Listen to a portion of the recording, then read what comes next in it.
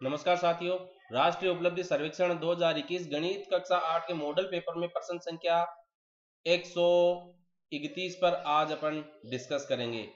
देखिए, सबसे पहले हमने देखा था कि जो पाई चार्ट आपको दिया गया है, इसके अंदर जो व्यय, लागत, रॉयल्टी जो भी दिया गया है वह विवरण प्रतिशत में दिया गया है।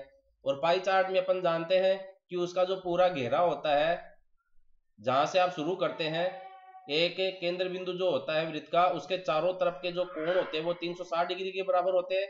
इसलिए 100% 360 डिग्री के बराबर अपन लिखते हैं। ये सबसे महत्वपूर्ण बात पाई चार्ट के लिए आप हमेशा याद रखना। अब आगे देखिए क्या कर रहा है। यदि विविध व्यय 6000 रुपये हो तो विविध देखिए कहां पर है, ये विविध व्यय है और 4% है। तो कुल मिला के क्या बात होगी कि जो 4% विविध व्यय है वह 6000 रुपये के बराबर है। इसलिए हम यहाँ क्या करेंगे, इसकी 1% की वैल्यू ज्ञात कर लेते हैं।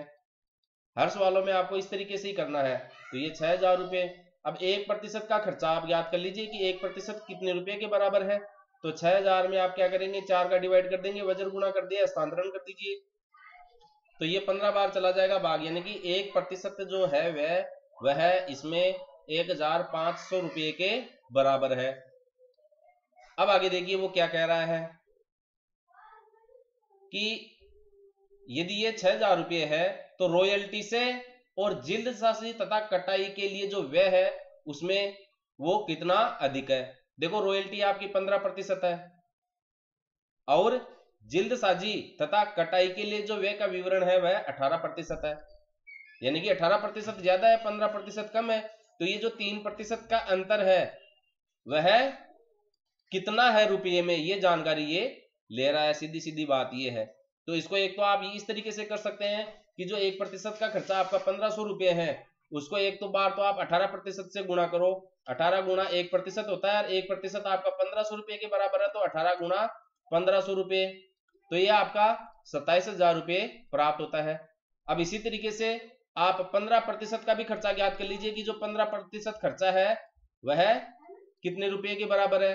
1% आपका 1500 रुपये के बराबर है, तो ये 15 गुणा 1500, तो ये 22500 रुपये के बराबर प्राप्त हो गया।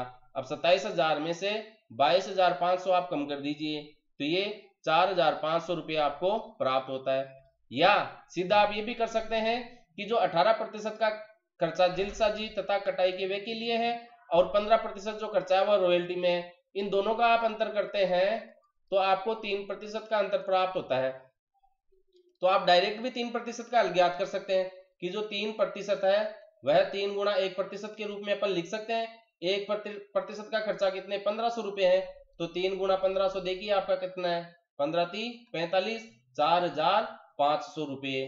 तो देखिए, दो तरीके से इस सवाल को हल करना बताया मैंने। छोटी छोटी चीजें मैं आपको बताकर चल रहा हूँ, यहाँ पर किसी तरह की आपको कोई दिक्कत नहीं आएगी। फिर भी आपको दिक्कत आती है तो आप मुझे कमेंट करें। कोई क्वेश्चन इनके अलावा भी यदि आपको समझ में नहीं आता है तो वह भी आप मुझे कमेंट कर सकते हैं, उसका निश्चित तौर पर सोल्यूशन मेरे द्वारा आपको बताया जाएगा। प्यारे बच्चों, आपको बस इतना याद रखना है कि गणित अभ्यास का खेल है। इसको आपको बार बार इन सवालों को हल करो। जो सवाल आपने हल कर लिया, नकल करनी नहीं है। जब तक आप बिना देखे बिना इन सवालों को हल नहीं कर लेते हैं तब तक आपको इनको हल करना है। सभी सूत्रों को याद रखना है और अपने दोस्तों के साथ जरूर शेयर करना है। कोई दोस्त को सवाल नहीं आ रहा है, सूत्र याद नहीं आ रहा है, आपस में पूछो सूत्रों को, सवालों को हल करवाओ कि चलो 2 सवाल लेते हैं, एक मैं करता हूं एक आप करो। कोई एक साथी आपका कहीं पर अटक जाता है तो उसको बताओ। इस तरीके से यदि आप पढ़ाई करेंगे तो गणित को बहुत जल्दी सीखेंगे। Math is a game, play it with practice. अगली वीडियो में अगले सवाल के हल के साथ उपस्थित होंगे। तब तक धन्यवाद।